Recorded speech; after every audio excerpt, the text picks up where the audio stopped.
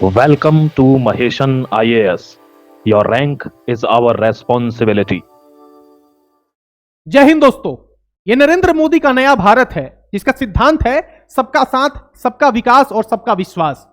दोस्तों, पिछले 12 वर्षों में नरेंद्र मोदी ने देश को एक नई दिशा दी है, एक नया कीर्तिमान स्थापित किया है, विकास की गति को तेजी से आगे बढ़ाया है। चाहे 2024 का G20 सम्मेलन हो या 2026 का AI सम्मेलन हो, दोनों सम्मेलनों ने, दोनों समिट ने पूरे विश्व को यह संदेश दे दिया कि 21वीं सदी भारत की सदी है। 21वीं सदी में भारत को विकसित होते हुए देखना चाहते हैं नरेंद्र मोदी। यह बात क्लियर हो चुकी है पूरे विश्व को, और शायद यही कारण है कि आज पूरे विश्व की नजर जो है वो भारत की ओर है। आप इन दोनों पिक्चर में, इन दोनों तस्वीरों में एक चीज आप कॉमन पा रहे होंगे, वो है भारत। ये भारत जो है, इसका डंका जो है वो पूरे विश्व में बज रहा है। यहां पे इंडिया नहीं लिखा हुआ है, यहां पे भारत लिखा हुआ है। और इस भारत का मतलब क्या है? इस भारत का मतलब है इंक्लूसिव डेवलपमेंट। इंक्लूसिव डेवलपमेंट का मतलब क्या है? सबका विकास। इस भारत में सबको साथ लेने की बात हो रही है, इस भारत में सबके विकास की बात हो रही है, इस भारत में सबके विश्वास की बात हो रही है। दोस्तों, ये पिक्चर काफी कहता है, बहुत कुछ कहता है। ये क्या कहता है ये आपको बताने वाला हूं आज के इस वीडियो में। वीडियो को अंत तक देखिएगा। अगर वीडियो अच्छा लगा हो तो चैनल को सब्सक्राइब जरूर कीजिए, वीडियो को लाइक कीजिए, और कमेंट्स में आपके क्या पॉइंट ऑफ व्यूज हैं और आप क्या सोचते हैं कि पिछले 12 वर्ष में नरेंद्र मोदी के नेतृत्व में, सरकार के नेतृत्व में देश की विकास हुई है या नहीं हुई है। कॉमेंट सेक्शन में अपने विचार जरूर लिखें। दोस्तों, अभी AI समिट की बात करने वाले हैं। आर्टिफिशियल इंटेलिजेंस के आने से बहुत सारी चीजों में बहुत बड़ा बदलाव देखने को मिलेगा। चाहे वो एग्रीकल्चर का क्षेत्र हो, चाहे वो मेडिकल फैसिलिटीज हो, या फिर एजुकेशन फैसिलिटीज हो, इन तीनों सेक्टर्स में तो डेवलपमेंट ही होंगे। लेकिन साथ साथ जो अदर एलाइड सेक्टर्स हैं वहां पे भी काफी ज्यादा डेवलपमेंट देखने को मिलेगा। यानी कि AI के आने की वजह से खतरा कोई नहीं है। खतरा उन लोगों को है जो अपने जीवन में कुछ नहीं करना चाहते हैं, यानी मीडियोकर लोगों को, एवरेज लोगों को, पुअर लोगों को जो है वो खतरा होने वाला है। जिनके अंदर टैलेंट है, जिनके अंदर मेरिट है, जिनके अंदर कैपेबिलिटी है, जिनके अंदर योग्यता है, उनको कोई खतरा नहीं है। AI के आने से उनकी काबिलियत जो है वो 2 गुना, 4 गुना, 10 गुना जो है बढ़ जाएगी, बल्कि उनके अंदर कोई खतरा नहीं होने वाला है। उनके कोई भी जॉब पे कोई खतरा नहीं होने वाला है। इस बात को आप मान लीजिए, इस मन से जो है ये वहम आप निकाल दीजिए कि आर्टिफिशियल इंटेलिजेंस के आने से आपके जॉब जो है वो चले जाएंगे। याद रखो, कुछ ऐसी ही कहानी बनाई गई थी जब कंप्यूटर्स का इंट्रोडक्शन हुआ था भारत में। कहा गया कि मशीनें जब आ जाएंगी तो ह्यूमन को रिप्लेस किया जाएगा, ह्यूमन को रिप्लेस कर दिया जाएगा। लेकिन ऐसा नहीं होता। ये जो मशीन्स हैं, ये जो एल्गोरिदम है, ये जो टेक्नोलॉजी है, ये ह्यूमंस नहीं बनाए हैं, और ह्यूमंस को कभी रिप्लेस नहीं किया जा सकता, क्योंकि उसके मैनेजमेंट के लिए, उसको कंट्रोल करने के लिए ह्यूमंस ही तो चाहिए। तो इसीलिए ह्यूमंस को रिप्लेस नहीं किया जा सकता। इस बात को आपको समझना होगा। हाँ, ये हो सकता है कि जब AI आएंगे, नए नए टेक्नोलॉजिकल डेवलपमेंट होंगे, इनोवेशन होंगे, तो हमारे पास बेटर क्रॉप फैसिलिटीज होगी, स्ट्रॉन्गर हेल्थ केयर होगा, स्मार्टर एजुकेशन होगा।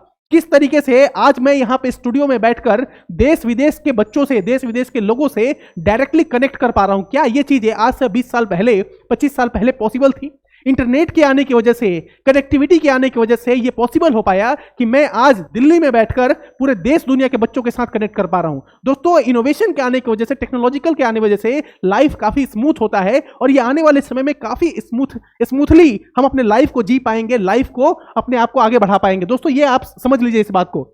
नरेंद्र मोदी ने मानव विजन रखा है। ये इंडिया का मानव विजन है, और मानव का मतलब क्या है? Moral and ethical system. देखो, सिस्टम कैसा होना चाहिए? मोरल होना चाहिए और एथिकल होना चाहिए। आप किसी का डीप फेक करके किसी का जो है वीडियो, आप पोर्नोग्राफिक कंटेंट नहीं बना सकते। मान लो कोई जो है पोर्नोग्राफिक कंटेंट है, वहां पे आप किसी का चेहरा बदल दें, इस तरह का काम आपको नहीं करना है। AI का यूज जो है वो एथिकल पर्पज के लिए करना है। AI का यूज जो है वो मोरलिस्टिक जो है पर्पज के लिए करना है। आप किसी भी तरीके से AI का इस्तेमाल, टेक्नोलॉजी का इस्तेमाल गलत तरीके से नहीं कर सकते। जिस तरीके से टेक्नोलॉजी का इस्तेमाल करके आज लोगों को डिजिटल अरेस्ट किया जाता है, टेक्नोलॉजी का इस्तेमाल करके आज लोगों को जो है ब्लैकमेल किया जाता है, इन चीजों को जो है हमको इनकार करना होगा। इन चीजों को जो है हमें एक तरीके से डिस्कार्ड करना होगा। इसलिए एम का मतलब बोला है नरेंद्र मोदी ने मोरल एंड एथिकल सिस्टम। ए का मतलब बोला है अकाउंटेबल गवर्नेंस। देखो, अगर जो है AI आ जाए, टेक्नोलॉजी आ जाए, आज हम क्या कर सकते हैं? हमारे पास RTI है, राइट टू इंफॉर्मेशन। अगर हमें कोई भी जानकारी चाहिए तो हम कंप्यूटर के माध्यम से, इंटरनेट के माध्यम से हम कोई भी जानकारी ले सकते हैं। दोस्तों, ये सब कैसे पॉसिबल हो पाया? ये पॉसिबल हो पाया टेलीकम्युनिकेशन, कम्युनिकेशन के एडवांसमेंट की वजह से। दोस्तों, यहां पे N का मतलब है नेशनल सोवरेनिटी, A का मतलब है एक्सेसिबल इंक्लूसिव, V का मतलब है valid and legitimate. National sovereignty का मतलब क्या है? मान लो कि हमारे पास कोई डेटा है जो काफी इंपॉर्टेंट है, लेकिन उस डेटा का जो स्टोरेज है वो अमेरिका में हो रहा है, और अमेरिका में अगर हमारे डेटा का स्टोरेज स्टोरेज हो रहा है। इसका मतलब क्या है? इसका मतलब है कि हमारा डेटा जो है वो सेफ नहीं है दोस्तों। इसीलिए भारत सरकार की ये कोशिश है कि जितने भी डेटा सेंटर्स हैं वो इंडिया में ही एस्टेब्लिश किए जाएं, ताकि हमारे डेटा जो है वो बाहर ना जाए। भारत सरकार और नरेंद्र मोदी का जो ये मानव विजन है, आने वाले समय में 10 सालों में इसका जो रिजल्ट आएगा दोस्तों, ये काफी चौंकाने वाला होगा। देश को एक नई दिशा देगा। 2047 का जो हमारा लक्ष्य है विकसित भारत बनाने में, वो विकसित भारत बनाने में मानव विजन जो है वो काफी इंपॉर्टेंट रोल प्ले करेगा। और नरेंद्र मोदी इसमें अकेले नहीं है। हाँ, कह सकते हैं कि पाकिस्तान और चाइना जैसे देश तो इसमें शामिल नहीं होंगे कभी भी, क्योंकि वो हमें बढ़ता हुआ आगे नहीं देख सकते। लेकिन नरेंद्र मोदी का साथ देने के लिए इतने लोग खड़े हैं। ये विश्व शक्ति, ये जो विश्व के इतने सारे लीडर्स हैं, ये सभी जो है नरेंद्र मोदी का साथ देने के लिए खड़े हैं। क्यों? क्योंकि उनको पता है कि नरेंद्र मोदी के हाथ पकड़ के ही हम विश्व को एक नई दिशा दे सकते हैं, अपने देश को भी आगे बढ़ा सकते हैं। इसके लिए जो है पूरी दुनिया ने जो है क्या किया है, नरेंद्र मोदी का साथ दिया है और एआई सम्मेलन में पार्टिसिपेट भी किया है। दोस्तों ये है इमैनुअल मैक्रों, फ्रांस के राष्ट्रपति हैं।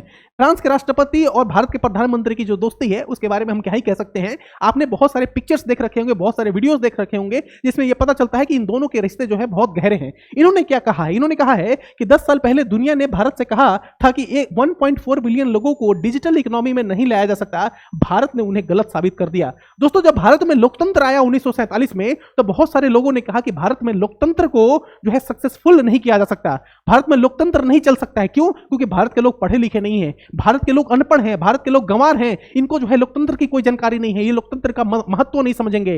लेकिन भारत जो है लोकतंत्र को समझा और पिछले 70-75 सालों से लोकतंत्र को हमने जिया है। कुछ ऐसा ही दुनिया जो है कह रही थी। कब? आज से 10 साल पहले। आज से 10 साल पहले जब हमारे यहाँ क्या हुआ था, जब नोटबंदी हुई थी। और नोटबंदी के बाद जिस तरीके से 2015-17 के बाद 2017 में 8 नवंबर को नोटबंदी हुई थी, याद कीजिए उस दिन को। और 8 नवंबर के बाद भारत ने एक नया मोड़ लिया, और नया मोड़ क्या था? डिजिटल पेमेंट की ओर।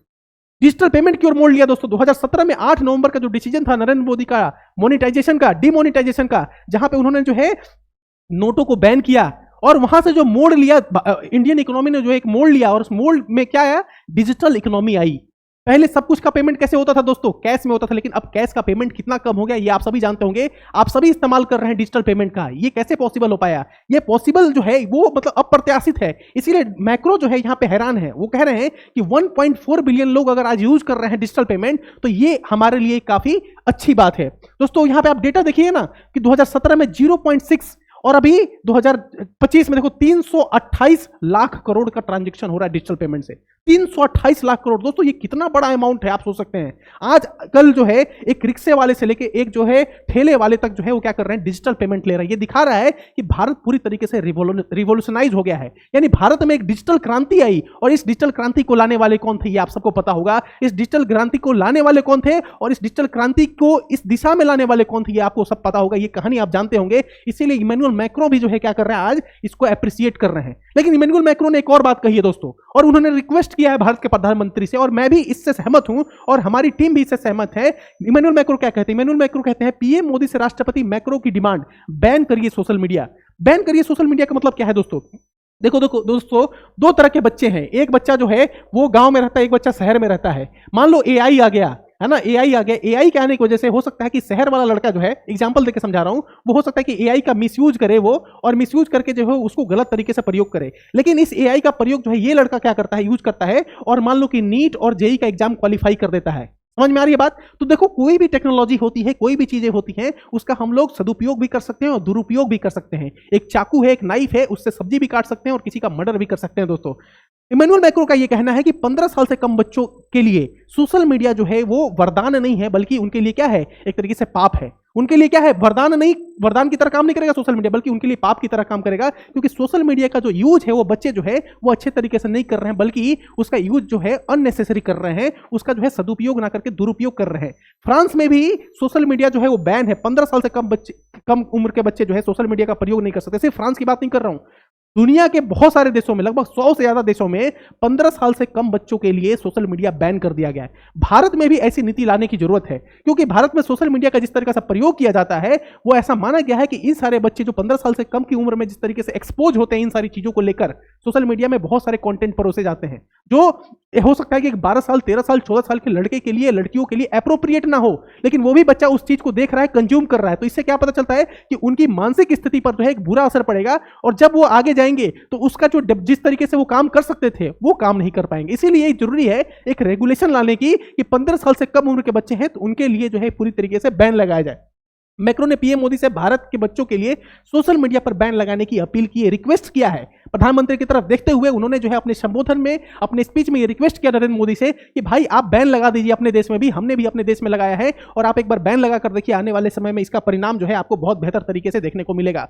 दोस्तों ये एआई समिट जो है इसमें बहुत सारे लोगों ने पार्टिसिपेट किया, बहुत सारे कंट्रीज के प्रेसिडेंट, प्राइम मिनिस्टर, बहुत सारे कंपनीज के सीईओ से लेके बहुत सारे लीडर्स, बहुत सारे जो है एंटरप्रेन्योर्स, इन सब ने पार्टिसिपेट किया। लेकिन एआई समिट को अगर खराब करने का किसी ने काम किया तो वो एक यूनिवर्सिटी थी, गलगोटिया यूनिवर्सिटी, जिसके फेक प्रोपेगेंडा की वजह से, जिसके फेक न्यूज की वजह से हमारी पूरी दुनिया में बेइज्जती हुई। दोस्तों देखो ये अल जजीरा है और अल जजीरा ने भी इसको कवर किया है, पूरी दुनिया ने जो है इसको कवर किया इस न्यूज को कि कैसे एक इंडियन यूनिवर्सिटी ने एक चाइनीज प्रोडक्ट को अपना प्रोडक्ट बताते हुए एआई समिट में प्रस्तुत किया और जिसको सरकार ने भी मान लिया। देखो सरकार ने भी क्या किया, इसका मान लिया बिना उसको फैक्ट चेक किए और उसने अपने वेबसाइट पे, अपने ट्विटर हैंडल पे अपलोड कर दिया। ये सरकार की भी बेइज्जती हुई दोस्तों, ये सिर्फ भारत की शिक्षा व्यवस्था की बेइज्जती नहीं हुई, भारत के लोगों की बेइज्जती नहीं हुई, बल्कि भारत सरकार की भी बेइज्जती हुई। और इसके लिए जो है पूरी तरीके से वो यूनिवर्सिटी जिम्मेदार है। बस और भी कारण से जिम्मेदार है। एक और बात मैं बताऊंगा आपको दोस्तों कि बहुत सारी चीजों को जो है हमने वहां पे एक्सपोज किया। कहां पे? अपने एआई समिट में। एआई समिट में हमने क्या किया, और भी बहुत सारे टैलेंट्स जो है भारत के, उन लोगों ने जो है अपने अपने प्रोडक्ट को वहां पे शोकेस किया। लेकिन उन प्रोडक्ट पे जो है भारत सरकार से लेकर पूरे विश्व की नजर नहीं गई। सारी नजर कहां पे टिकी रही? गलगोटिया यूनिवर्सिटी के इस रोबोट पे। अगर हो सकता है कि अगर ये खबर अगर नहीं जाती दुनिया में तो हो सकता था हमारा जो एक तरीके से इन्फ्लुएंस होता है एआई समिट को लेकर, वो इन्फ्लुएंस पूरी दुनिया पर पड़ता और पॉजिटिव तरीके से पड़ता। लेकिन इस एक खबर ने निगेटिव जो है पीआर किया है हमारा पूरा देश दुनिया में। तो एक स्वयं पोर्टल है, आप सबको बताते जाऊं, आप सभी जो है पढ़ते हैं, आपके बच्चे भी पढ़ते होंगे, लेकिन पढ़ने के लिए आपको बहुत सारी मोटी फी देनी पड़ती होगी, मोटी रकम देनी होती होगी, क्योंकि आप अपने बच्चे को किसी ना किसी कोचिंग में, ट्यूशन में कुछ ना कुछ सिखाने के लिए, स्किल सिखाने के लिए आप इनरोल कराते होंगे, उनका नामांकन कराते होंगे। लेकिन स्वयं पोर्टल के आ जाने की वजह से लगभग कितने सारे कोर्स, 18,500 कोर्स, 18,500 कोर्स जो है वो फ्री ऑफ कॉस्ट, आपको कोई पेमेंट नहीं देना है। ये अवेलेबल है स्वयं पोर्टल पे। ये गवर्नमेंट ऑफ इंडिया की वेबसाइट है, यहां से जाकर आप 18,500 कोर्स में से जो है इनरोल कर सकते हैं और अपनी स्किल्स को और एनहांस कर सकते हैं, पढ़ सकते हैं, समझ सकते हैं। ये गवर्नमेंट ऑफ इंडिया का वेबसाइट है,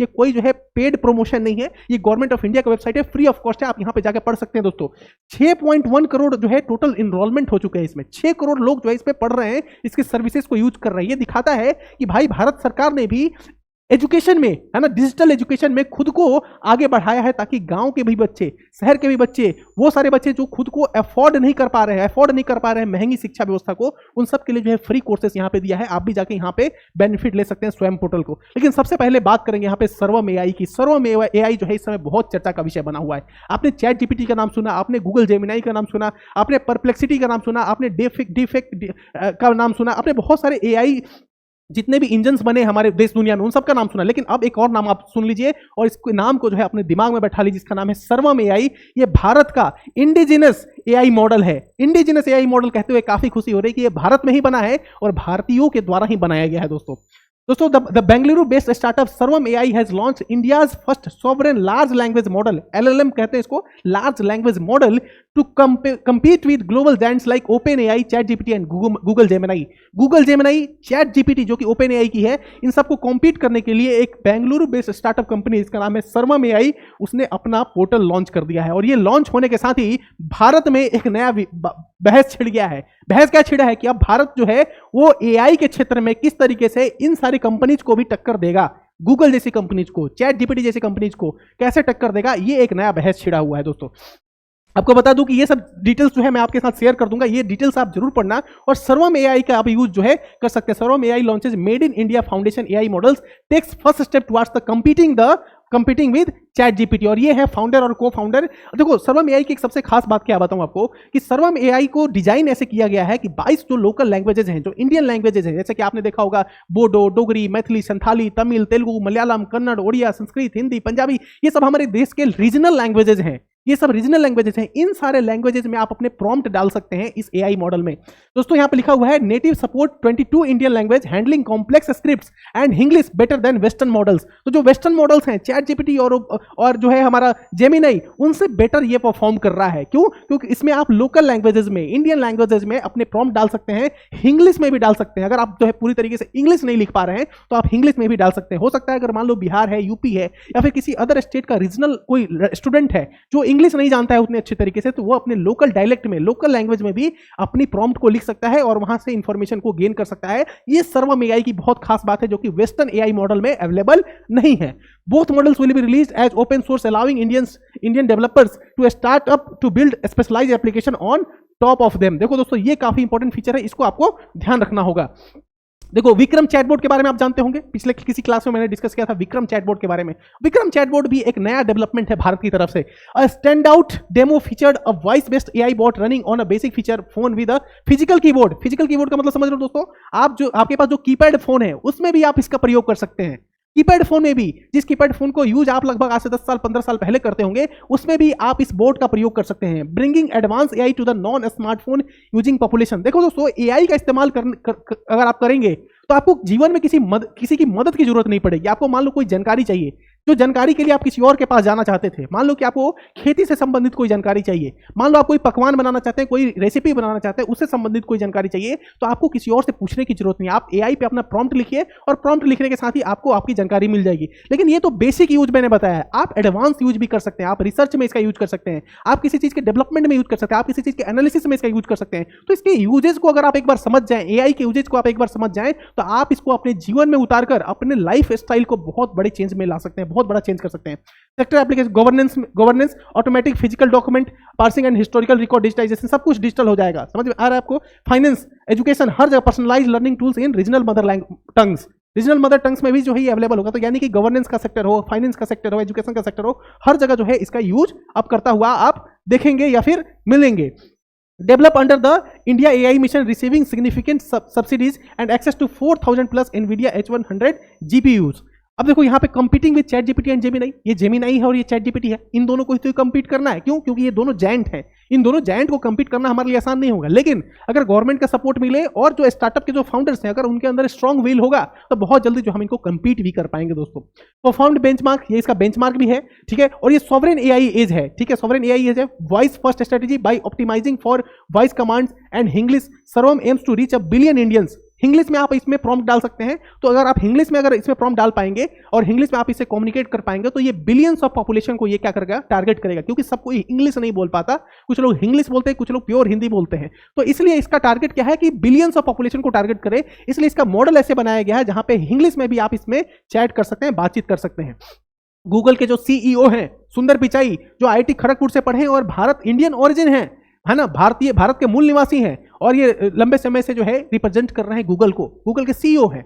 और इन्होंने जो भारत में जो पढ़ाई करी है और लंबे समय बाद आज जब भारत आ रहे हैं और भारत को इस तरीके से विकसित होते हुए देख रहे हैं, भारत को डेवलप होते हुए देख रहे हैं, तो ये काफी प्रेज भी कर रहे हैं, भारत की सराहना कर रहे हैं और भारत को बधाई भी दे रहे हैं। Google CEO praise speaking at the India AI impact summit 2026, सुंदर Pichai stated he is impressed by the work of सर्वम एआई। सर्वम एआई को ये भी प्रेज कर रहे हैं, ये भी तारीफ कर रहे हैं। इससे ये पता चलता है कि भाई सुंदर पिचाई को कितनी खुशी हो रही है भारत को विकसित होता हुआ देख के। जो चीजें ये दूसरे देशों में देखते थे, अमेरिका में देखते थे, वो आज भारत में देख रहे हैं, तो हो सकता है इनके अंदर की जो खुशी है वो निकल रही हो। Indigenous infrastructure, the model were trend using India's government backed compute infrastructure through the India AI mission emphasising data security and technological autonomy. देखो, टेक्नोलॉजिकल ऑटोनॉमी भी चाहिए और डेटा सिक्योरिटी तो हमारा कंसर्न है, क्योंकि डेटा सिक्योरिटी अगर नहीं होगा, देखो आजकल अगर सबसे बड़ी कोई चीज है तो वो है डेटा। अगर किसी के पास डेटा है तो समझ जाओ कि वो सब कुछ कंट्रोल कर सकता है। He can control each and everything if he has a data. अगर डेटा उसके पास हो तो सब कुछ कंट्रोल कर सकता है। इसलिए डेटा सिक्योरिटी पे हमें काम करना होगा, टेक्नोलॉजिकल ऑटोनॉमी पे काम करना होगा। हम किसी और देश पे डिपेंडेंट नहीं रहेंगे किसी भी चीज पे, हम सब कुछ जो है अपना खुद का बनाएंगे, इंडिजिनस मॉडल डेवलप करेंगे, ताकि पूरी दुनिया में हम अपने जो स्वदेशी का जो हमारा सिद्धांत है, जो हम चाहते हैं कि भाई स्वदेशी मूवमेंट को जो हमने शुरू किया है एक तरीके से, उसके सिद्धांत को हम लोग आगे बढ़ाते जाएं। या मेक इन इंडिया हो या मेड इन इंडिया हो, इन सब के सिद्धांत को जो हमने लंबे समय पहले शुरू किया था, उसका परिणाम आज देखते हुए मिल रहा है। आने वाले समय में भी इसका परिणाम हमें देखने को मिलेगा, क्योंकि ये चीजें का रिजल्ट जो है वो छोटे समय में नहीं देखने को मिलता, लंबे समय में इसका रिजल्ट देखने को मिलता है। तो आज जो बीज बोया जा रहा है, इसका फल जो है आज से 10 साल बाद हमें खाने को मिलेगा। दोस्तों, आज का ये वीडियो आपको कैसा लगा, क्या चीजें आपको समझ में आई या नहीं आई, कमेंट सेक्शन में जरूर लिखिएगा। और आप किस टॉपिक पे वीडियो बनवाना चाहते हैं या फिर चाहते हैं कि मैं इस टॉपिक पे वीडियो लाऊं, उस टॉपिक का नाम आप कमेंट सेक्शन में जरूर लिखिए, मैं जरूर उस टॉपिक पे वीडियो बनाऊंगा। तब तक के लिए thank you so much for watching this video. मिलते हैं किसी और नए वीडियो में एक नए टॉपिक के साथ। Take care, have a good day.